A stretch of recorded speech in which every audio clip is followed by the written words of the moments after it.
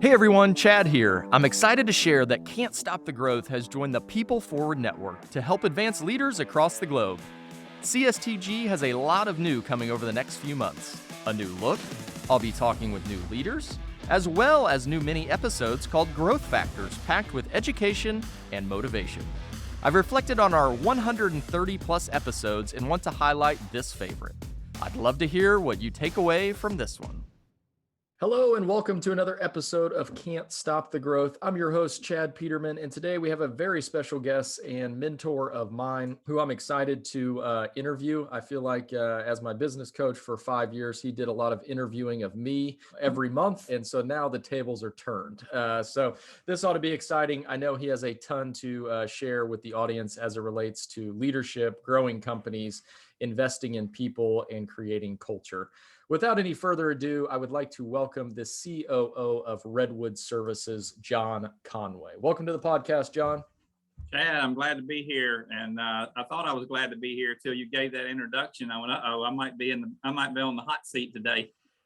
Yeah, I was on the hot seat every month until I got smart enough to invite my managers to the monthly call so that they could take some of the brunt of what I took for, I think the first 2 years is just you and I met usually, but all good stuff and a big reason as to why we have had some of the success that we've had. So I guess before we get started, this being, I guess technically they started playing last weekend, but this is like the first official weekend of college football, which I know we're both excited to see back. Thoughts on Lane Kiffin? Thoughts on Lane Kiffin? He is your coach now, right? No, because Lane is the coach at Ole Miss, and Ole Miss is the arch rival of Mississippi State. So, all right. So thoughts on Lane Kiffin? What you got? Yeah, Lane has definitely put together a pretty good squad this year and pretty good set of receivers. He's put together a lot of talent. Now I guess what you'll see is will the talent follow him? Yep. And so there's even in business, there are a lot of people that can put together a lot of talent, but then they can't lead them. Yep. And so we'll see, but he certainly got the stable full, and we'll see what happens at the end of the day. You still got to play the game. Yep. Now, where did your boys go to school? My youngest went to Mississippi State. Okay. And then my oldest went to Delta State. Okay, I knew that. I don't know why I thought Ole Miss, but you're all pretty close down there next. Yeah, they are pretty close to each other. They sure are. Perfect. Well, wanted to get that. I know we're big. You and I are both big college football fans, so it'll be exciting for some games to kick off. I think we've got what's the big one on Saturday is Georgia Clemson. That should be a one to definitely watch. As we get into it, why don't you give the audience a little bit of your background? Obviously, I've mentioned you were my business coach for 5 years with Nexstar, have since transitioned into a new role. So maybe give us a little bit of what you did before Nexstar, kind of your role at Nexstar, and then what you're doing now. Yeah, Chad, my background is I owned my own heat and air conditioning and plumbing company here in Memphis, and I was a Nexstar member prior to selling the Conway business. And then back in 2010, I transitioned, or actually made a sale of the Conway business, but I continued to work in the business as a GM for 4.5 years. And I had been a Nexstar member, joined Nexstar as a member in 2004. And and my business was really struggling when I joined Nexstar. And so I've got a love for Nexstar and their processes, and even my coach, Jim Hamilton. And a lot of that just had to do with, the processes that I was taught through Nexstar that turned my business around. And at the end of 2014, I had spent about 4.5 years with a company that I sold to, and just felt like it was time to go do something different. And I always wanted to go to Nexstar.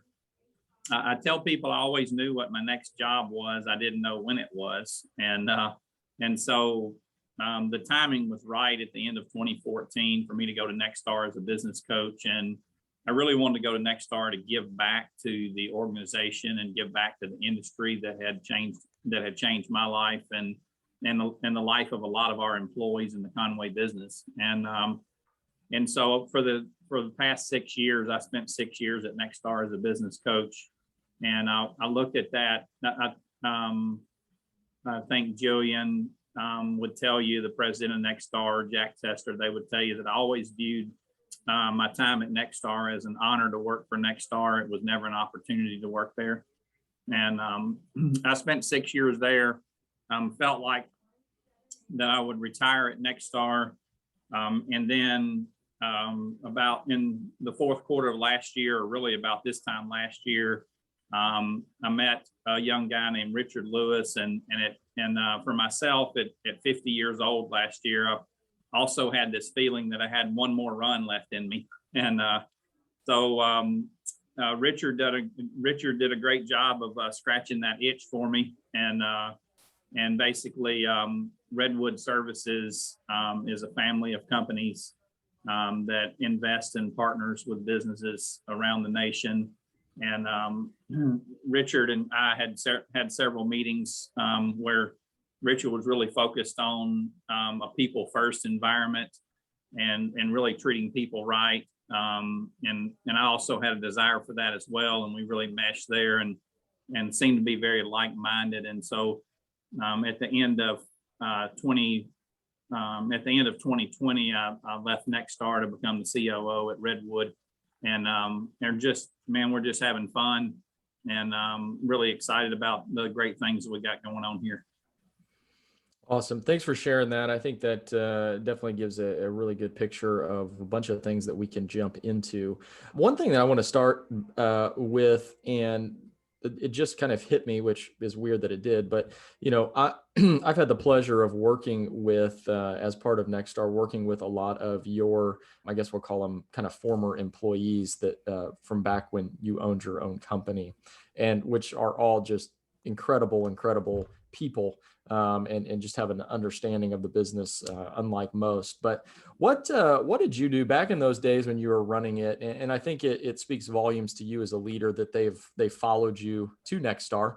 Obviously, you're not going to follow someone that you don't trust and respect as a leader.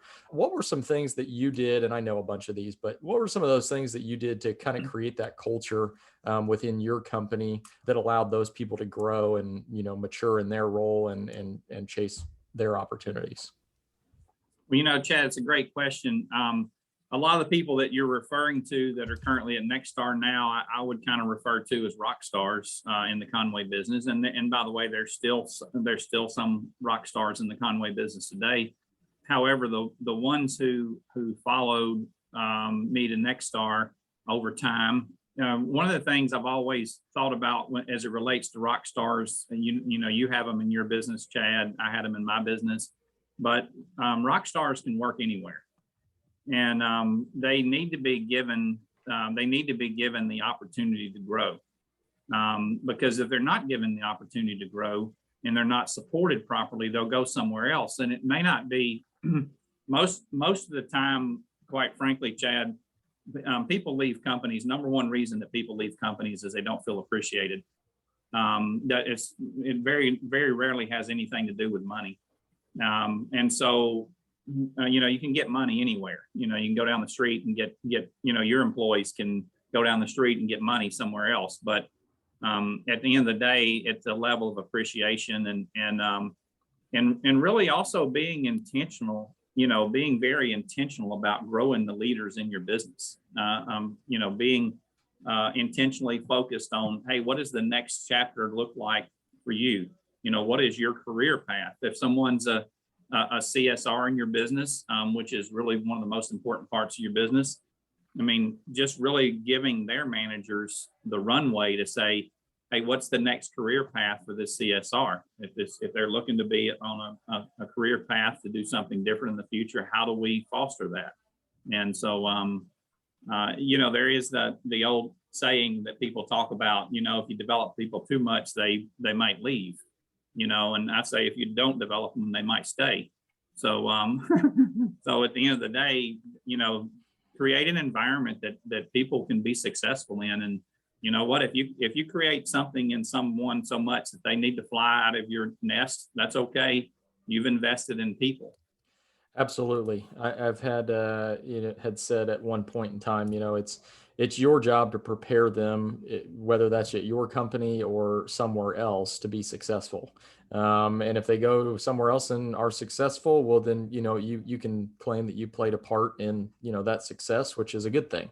And I think that's extremely important. And I think it's something that, as you said, scares a lot of leadership. Well, shoot, I don't want to train them to be too good. Well, shoot, they may leave. As you said, they may also stay, which is maybe even worse. One thing that I think, just looking into our business, that you mentioned something important there is, making sure they feel appreciated. One of the things that I feel like when you get rock stars is you have to work really, really hard to surround them with other A players. They want to be in the company of others that are high performers and ready to run. What would you say were some things that you did, or maybe even do today, that kind of foster that mentality of recruiting and really finding the right people to fit the culture of the company? Yeah, Chad, first of all, I would say that I didn't always get that right. But over time, as I'll just use like Tracy and Robert and Jason Green, some of the managers that are still in the Conway business today, over time, as that group got better and better and more mature and growed, they were good at also identifying who should be in the business and who shouldn't be in the business. And so, we would occasionally laugh about it, because I would hire somebody, and then, I'm sure we've all done it. And then 90 days later, I would go, was I even in the interview? How did I hire this person? And by the way, that team, Tracy and the team, they had the freedom to call me out on those things. So as the company got bigger, one of the things that we started doing is we started doing group interviews. And so then it wasn't just me making the decision, of does this person fit with our culture? Will they fit with our team? But it was also, the team saying, hey, this is someone that we need on our team. And quite frankly, just having more perspective about the person really protected who we brought into the company, because your culture is critical.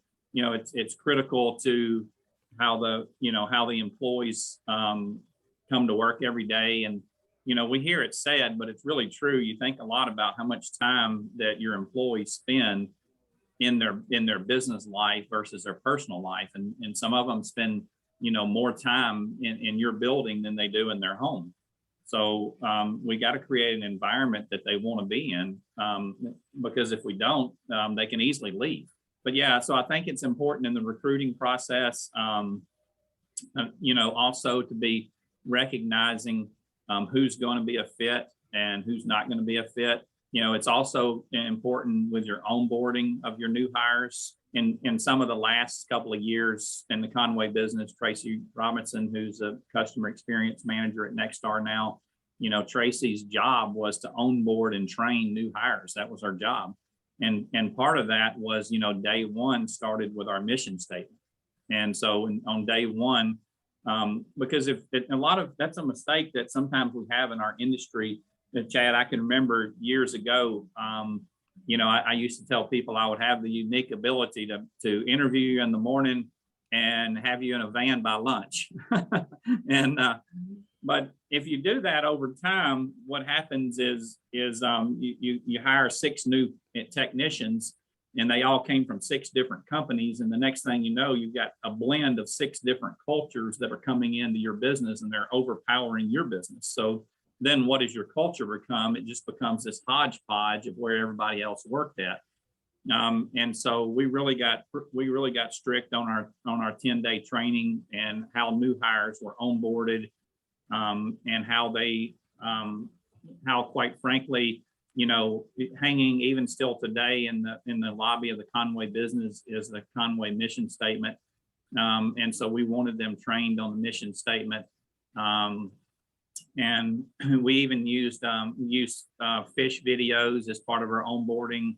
And for those of you who are aware of fish and the and the Pike Fish Market up in Seattle. And so we just did a lot of things in our onboarding that made sure that whoever we brought on our team actually got the Conway culture versus them bringing a culture to us. A lot of things to unpack there. I think the one that you talked about there towards the end was just the onboarding. I think this is an area where, you can be the best darn leader on the face of the planet or think you are, but if you don't get onboarding right, you're gonna be fighting an uphill battle from the very outset, because if they don't know what to expect and they don't know what you expect, then you're going to have a very tough time connecting with that person and driving the organization forward. You mentioned some videos. You mentioned some different things that Tracy was doing there. How do you view kind of the action behind culture? I always say that culture is not stagnant. It's action. It's what you're doing on a daily basis. What would you say to that notion that culture has got to be an active thing in the company? Yeah, Chad, that's a great question, because you're right. It's I've had that even as a Nexstar coach, where I spent time with Nexstar members who quite frankly had a bad culture, and they knew they had a bad culture. They just didn't know what to do about it. And the thing about culture is culture can be changed. If your culture is not what you want it to be, just start today and say, I'm going to change it. And if your culture is really good, you also have to recognize that you could have some people in your business attempting to change it. And they might not even know they're attempting to change it, but they just, come into work in a bad mood every day. And over time, that affects your culture. So when you start talking about what are the actions behind culture, or especially behind building a good culture, a lot of it, one is how is people treated? How are people treated? What kind of stress are you putting on your people?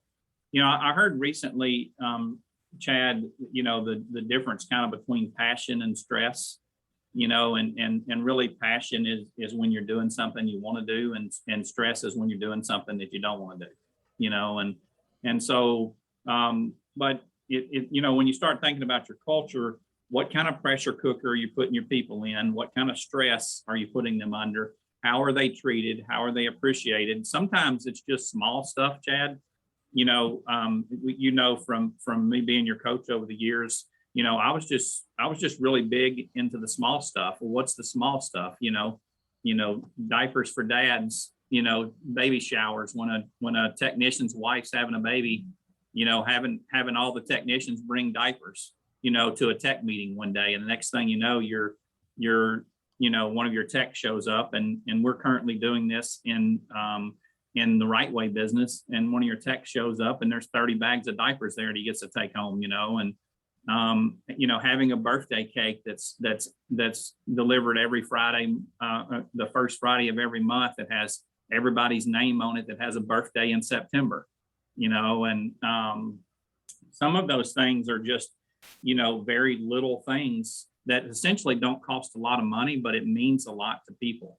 Other actions that are behind building culture is having especially in a business like your size, Chad, having your key managers have lunch with their direct reports, on a regular basis. When I say a regular basis, maybe it's once a month, or if you have someone that has a direct report of 12, then, once a month, it's going to be in a year, it might be, a couple of times a month that they're having lunch with someone. And it's really, and I used to say, hey, on those lunches, there needs to be one rule in the lunch, and the one rule is no business. So go to lunch and don't talk about business, and figure out what's important to Chad, or figure out what's important to Bob, and find, really just find out, hey, what's the kids doing? What's your wife doing? I mean, you got to care. It can't be, these are the people that are getting in the ditch for you every day, and no pun intended, but literally some of them are getting in a ditch for you. And you don't do these type of meetings or these type of lunches for any purpose other than to sincerely care about your people. Because if you do it for any other reason, your people will recognize it, and it'll get the opposite result. And so just being, dialed in to growing your people, and being sincere, it really helps create a culture, and it also helps create a culture that people don't want to leave. They want to be part of the culture. And then obviously there's the big things that you can do from, when I say the big things, from Employee Appreciation Day at the zoo, that we always did. We did it on a Sunday afternoon. We had barbecue brought to the zoo. Somehow we have a little barbecue in Memphis. And so we had employees and their families on a Sunday afternoon. We had a pavilion at the zoo. Everybody had tickets. We gave away gift cards. We did it every third Sunday in October. And it's just another, the gift cards would give away, there'd be tons of them. And they were really coming in handy right before Christmas. Absolutely. And just so many ideas. There's a book that I think I actually have a meeting about that this afternoon. It's a meeting with our learning and development coordinator about employee appreciation and what are some of our initiatives here at the back half of the year as it gets closer to the holidays and things. Two things that I've really grasped onto. Another mentor of mine gave me the idea of thank you cards. And so I actually have a goal this year, which I'm on pace. I may be a few behind, but was to write 1,000 thank you cards. And that's just 4 a day is what I broke it down to. So not super daunting, but that's how I kind of start my day.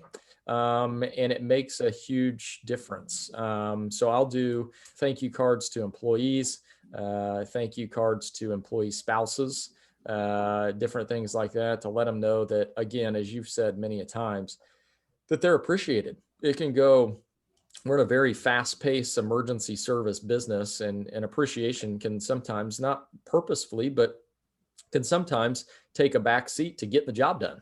Customer calls, we got to go take care of them. We don't have time to, sit around and, pat each other on the back. We got to go. But I think it's important, as you said, to make time for that. And then one of the things that I just started a program with that I'm really excited about is after hours technicians. So I have my assistant runs a report of who was out past 7 o'clock at night. And I text all those people in the morning and just, hey, thanks for being out late last night. I know you're away from your family. Really appreciate you being out, taking care of customers at, all hours of the night.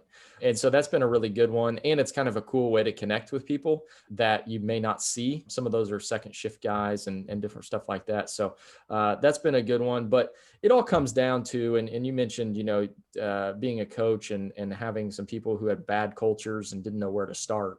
In my experience, it starts and ends with care. And you have to genuinely care about your people. It's not, as Nexstar says, customer service, provide good customer service and the revenue will follow. Well, to me, that goes for your internal customers as well. Provide good customer service to them and the revenue will take care of itself. Yeah, Chad, that's a great point. Just making sure that, you are taking care of your people, and they'll obviously take care of your customers. And those are really good points too. I love your cards, your thank you cards. To me, I'm not sure I could be disciplined enough to do that. I would love to be that disciplined to do that, and I applaud you for doing that. But David Katz, our VP of operation here at Redwood, from day one, he has been writing thank you cards to service technicians and installers who are getting 5-star reviews in our partner companies. And they're just simply white thank you cards that just say thank you.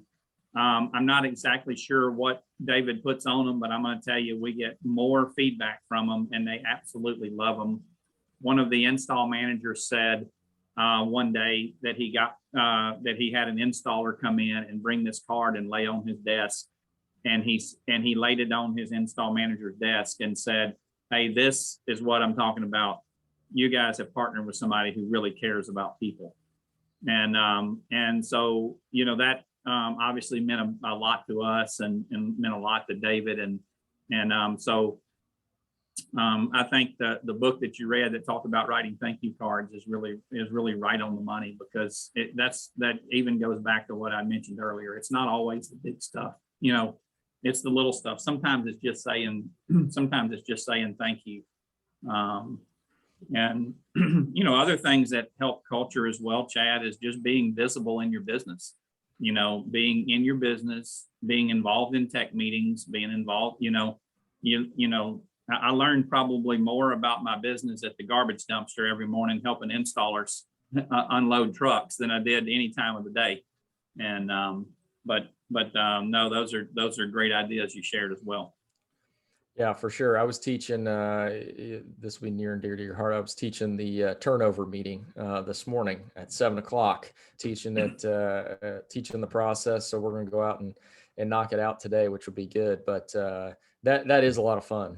I think that being present and then just taking an interest in it, like, to me, that stuff's fun. Now I may have just lucked out and, but I enjoy doing that. Like, when it was time for someone to volunteer to teach, I was like, shoot, I'll do it. I've never ran a service call, but they may pay attention to me. All of that stuff I think is incredibly important. Obviously, being a Nexstar coach, you coached, what was it, 100? Were you up over 100 companies? Yeah, that you were coaching at one time? Yeah, when I left, there's about 111 companies. 111. I was going to go with that. So obviously, a lot of companies, you probably saw a lot of different cultures and leadership styles and different things like that.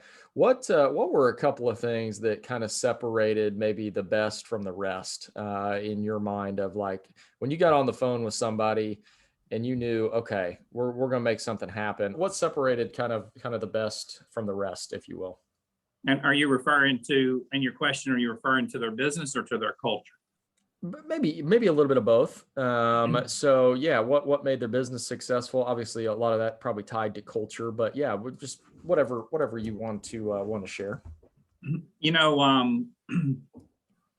A lot of it just had to do with when you start thinking about. I remember Jim Hamilton telling me this before I was a Nexstar business coach, that he gave everybody the same advice. He didn't have a different process for different members. It's just some people take your advice and some people don't, And so Chad, sometimes, well, first of all, I'll start with the culture side of your question. What separates the best from the rest? Well, the best value people, and the ones who value people. And valuing people means that you're willing to invest in people, and it means that you're willing to spend money on people, and it means that you're not trying to save money. An example of investing in people is your university at Peterman. You're investing in people. There is not only are you giving people jobs and are you being able to grow your business with it, but you're also investing a substantial amount of money in people. And so one of the things that separated the best from the rest was someone who valued people, was willing to invest in people, and wasn't trying to save money. Tracy would tell you that I used to have a saying, and the saying was, "Hey, Tracy, don't save me money, make me money." So the business is a business of making profits. It's not a business of saving profits. You'll never save your way into profits. If you think about, Chad, even our 5-year relationship, you look at your business today, you spend a lot more money than you spent 5 years ago. But your business is a lot bigger for it. However, I may hang up the phone with you, and I may pick up the phone and call the next Nexstar member, and he's so focused on trying to save money that he can't make money. And so that part, will obviously bleed over into the business side. And so on the business side, things that separate the best from the rest is those that are able to kind of take Nexstar processes, because Nexstar is a phenomenal organization. They've got phenomenal business coaches. They've got great trainers. But if you think about it, Chad, for you and Christy and your team, I was probably on the call with you, let's just call it 2 hours a month, in some instances, maybe only 1 hour a month. and you guys were with me for 3 or 4 days a year at BPW, but that's really the amount of impact that I could make on the business.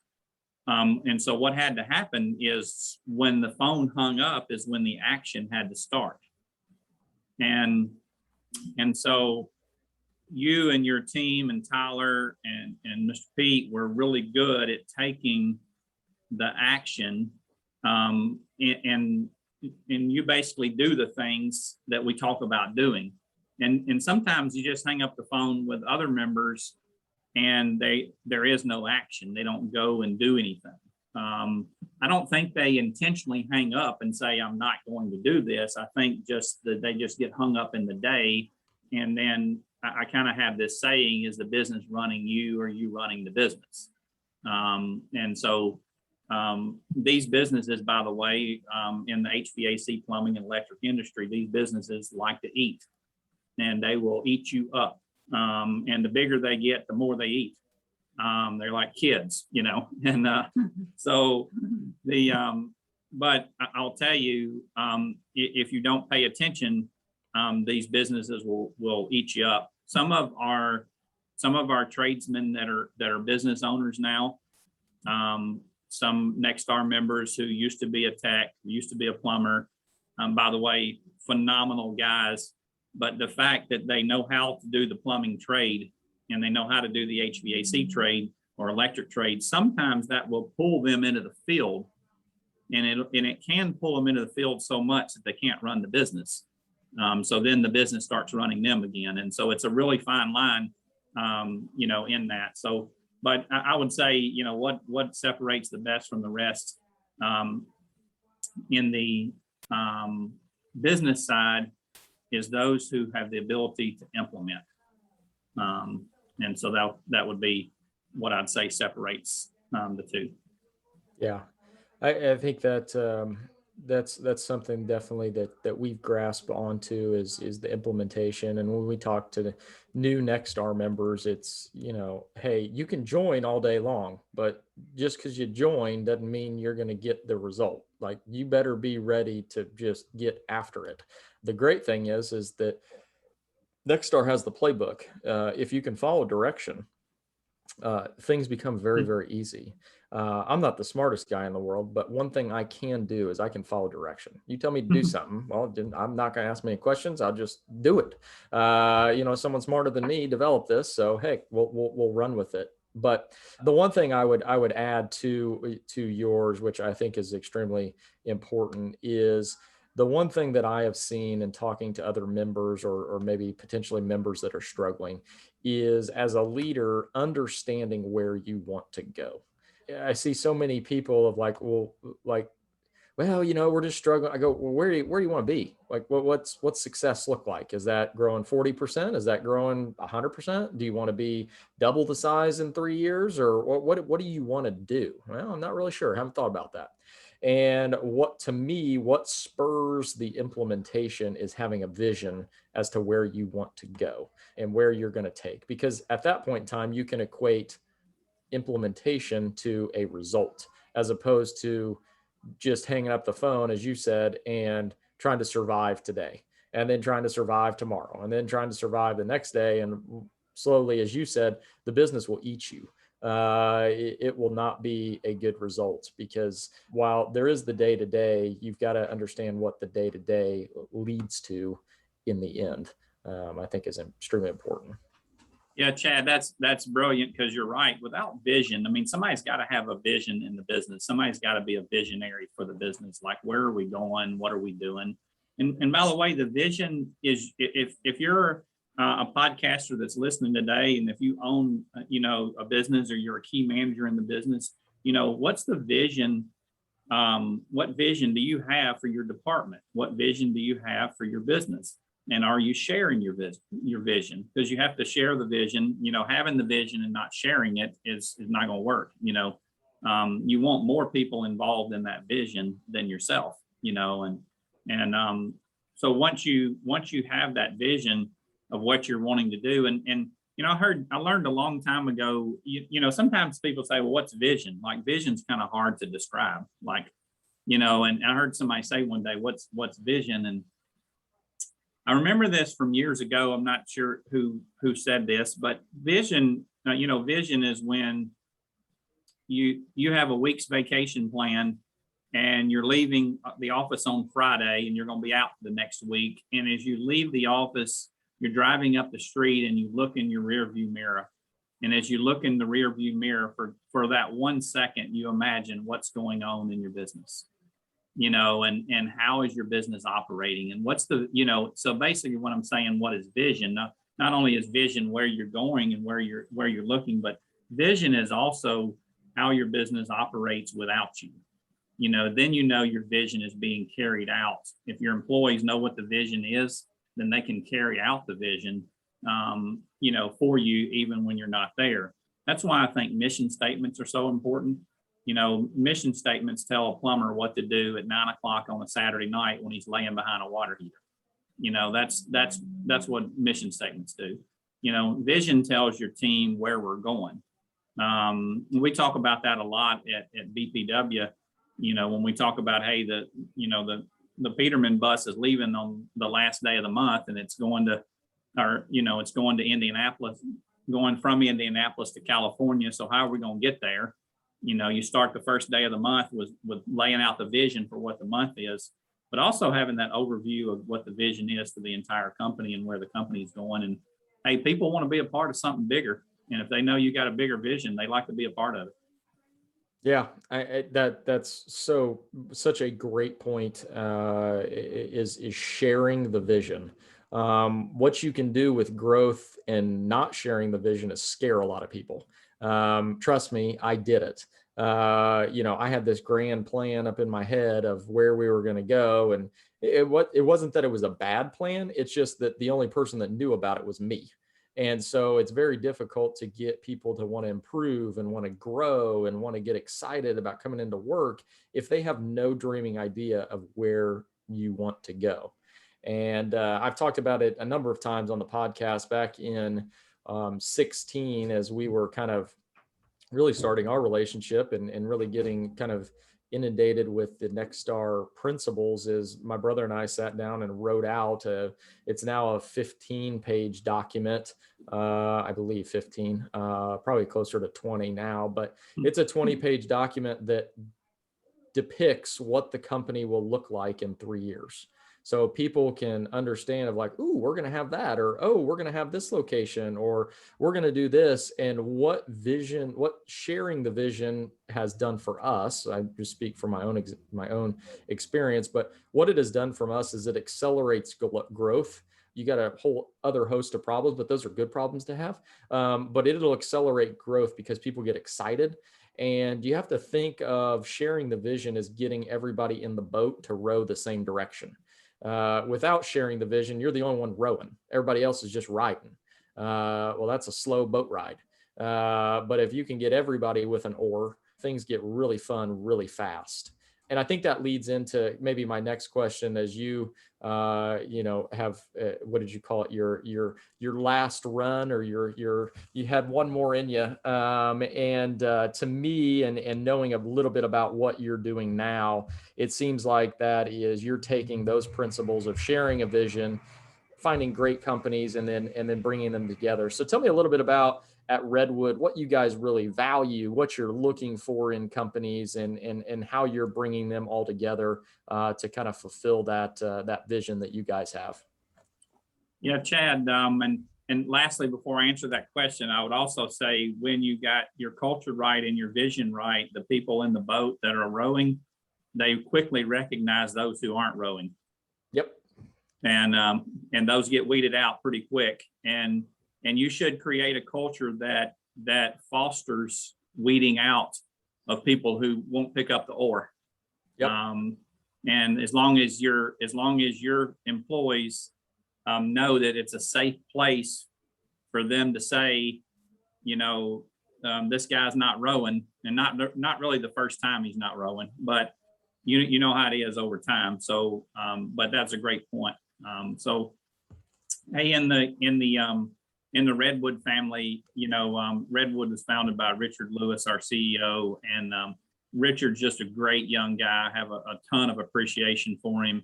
And Richard spent 12 years or so in corporate America in the home services industry. And he found himself in an environment where businesses were being acquired, and he noticed the businesses eroding in value after the acquisition. And after spending some time really looking into that, Richard founded Redwood Services and said, you know what, I think we can invest in the home services industry in a different way. And quite frankly, almost the opposite of what I've seen in the past. And really utilizing that with a people first environment. And so in the Redwood family, we are partnering, investing in a family of companies. And the reason we call it a family is because we really are looking for the right people. So we don't have brokers scouring the nation for us and bringing us every company that knows how to turn a wrench in every city. Some things that I think about are a little different. We're not doing market analysis to say, oh, this is the right market. This is the most water heaters in any part of the nation. This market has the best weather. But in reality, we are, and a lot of it is with my relationships as well, but we're really looking for the best people. When I say the best people, we're looking for the people that you would want to be around, the people that, the top operators and the top business owners in the industry who may just need somebody to come alongside them and add fuel to the tank, and so we are very excited about how our year's going. We're having a great year, and we've got a partner company in the DC market in John C. Flood in Alexandria, Virginia. And then we have a partner in one of our partner companies is Right Way, which you've been to Right Way in Tucson, Arizona. And we've also, we've got many in the pipeline that'll be coming online by year end. And we're just excited about things that are going on, but we're really in that. I think Rick Walter probably put it best. We had a retreat in Aspen the first week of August for the Redwood family, and that was basically our partners and their spouses and the Redwood team and some of our board members. And at that retreat, lots of play and some business, but we did a panel, and in that panel discussion, we spent some time with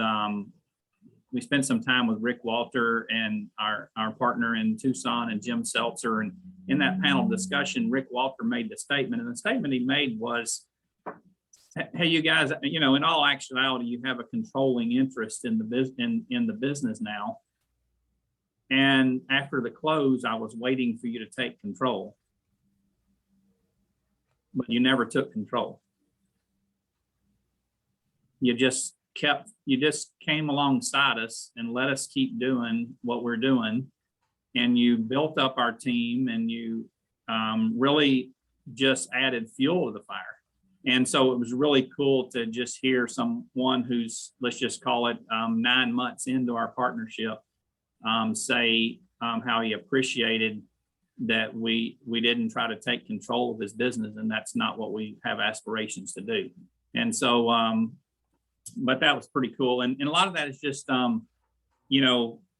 trying to make sure that the people in the Redwood family, from our CSRs to our service techs to our installers, I say installers are the hardest working, most underappreciated group in the industry. And I said that to our installers at Right Way, and I challenged them that I would continue to say that to them until one of them stood up and said, no, you're wrong. We are actually the most appreciated in the building. And so we're doing all kind of things from an appreciation side for our installers. But, we're in the people business, and we want to partner with the right people, and we want to have fun partnering with the right people.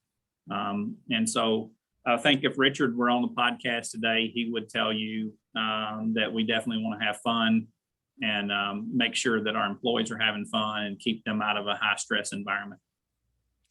Absolutely. Thanks for sharing that. And one of the things I want to pull out of that is you mentioned and I've heard you say this before, is, we want to come alongside and help. And obviously the focus of this podcast is leadership and building culture and how it equates to growth. And I think that statement there, if more leaders could take that philosophy, regardless of what you're doing, whether it's buying companies or leading a service department or whatever it may be, if we could all look to, rather than instruct, help, come alongside. How can we assist? How can we help you understand better? How can we help you overcome maybe a hurdle that you're running into? Leadership is not about telling people what to do. It's about finding out how you can help each person individually. And that's how you grow people. That's how you get people to follow. No one wants to follow someone who just barks out orders. In the history of leadership, no one has ever wanted to follow someone who just barks out orders. They want to follow people who genuinely care, which you've talked about. They want to follow people who have a genuine interest in their development. And the best way to show a genuine interest in someone's development is to help them, is to reach out a hand and say, hey, where can I help you? Where can I assist you to get to that next level? And what I have found, and what I'm sure you probably find as well, is that when you start doing that, your appreciation program for installers, which I am going to steal, by the way, we'll be starting that up Tuesday after the holiday. But, I would bet that your focus on appreciating the installers is probably going to bleed to those installers appreciating the salespeople and appreciating the coordinators in the office and appreciating their manager and appreciating each other. And so it becomes almost, it compounds. Appreciation and care compounds, because no one, again, wants to just say, you know what, I am cared about by all these people. I think I'm going to care about no one else but myself. Very rarely is that going to happen. Care and compassion spread like wildfire. And before you know it, I think you end up with a culture of care and compassion, and everybody, as you said at the outset, feels appreciated. Yeah, absolutely. A couple of things on that, Chad. One is, I don't think your underperforming employees at whatever department they're in, I don't think they wake up in the morning and go, you know what, I'd really like to lose some of Chad and Tyler's money today. I don't think they get out of bed and say, hey, what are you doing? Hey, honey, what are you doing today? I'm going to lose a little Chad's money today. I just don't think people do that. However, we can leave them doing that if we don't come alongside them. And sometimes if you leave someone doing that too long, there's that employee that sometimes may need to get off your team, and nobody will get them off the team, so they end up quitting. I call that they fire themselves. But I also kind of think about, what part did I take in that? Could we have done more? Could we have came alongside them and supported them? I get some of that. Chad, one of the things I learned a long time ago is I've always got a lot to learn, and I try not to stop learning. And so recently, as I left Nexstar and I now commute about 36 minutes to work every day, which actually I enjoy. I used to just walk upstairs, but I actually enjoy my little commute. It's not that bad, but it's also about the same time as a John Maxwell podcast. And so I really have learned a lot. I like to listen to John Maxwell. I like to listen to what he has to say about investing in people and treating people right. And by the way, you will invest time in some people and they won't make it. And that's okay. That has to be on them, but I like to kind of remove excuses from success, and I do like, and we say come alongside, help grow people. That's really servant leadership. I think the best leaders are the best servants. And so if we can come alongside technicians and help them grow, if we can be intentional about that, and they know you're intentional about it, and then investing them, I think that goes a long way as it relates to, taking an apprentice from an install group team, and 2 years from now, having him be the best lead in your company. And so I think that's really some things, one, that I do to help kind of continue to grow myself, not to mention, things that we do with Nexstar and different things like that. But, as a leader also, you got to know that the world is changing, and you got to be developing yourself always. What a fantastic, as we come up on the hour here, and I'll try to wrap this up and be respectful of everybody's time. But John, I think you've shared some just incredible stuff that people can take, and hopefully they heard you near the middle is implement. Go do something with it. So just an exciting time, I think, for leadership, especially amidst all the stuff that is going on in this world. Leadership starts and I believe ends with care and compassion. And we can do that whether it's in the workplace or in our personal lives. We can work to be better leaders in both arenas, which is going to make us an even greater influence out there in the world, thus making the world a better place. John, I can't thank you enough for your time and for sharing your wisdom here on the podcast. That wasn't too bad, right? I mean, I've had worse calls with you, trust me. Things that did not go so well. No, Chad, it was awesome. And I will tell you, and I know that you know this as a great leader that you are, but I will tell you, there is also nothing more gratifying as a leader than to watch a Chad develop, a Tyler develop, a Tracy Robinson develop, a Robert Word, a Jason Green. When you see what's going on with them today, it just absolutely thrills me with those Conway team that's at Nexstar, and then also even with Nexstar members like yourself, that hopefully somewhere along the way I've played a small part in being able to help you develop into the leader that you are today. And there's nothing more gratifying. And I know you're probably already seeing that in what you're investing in others in your business.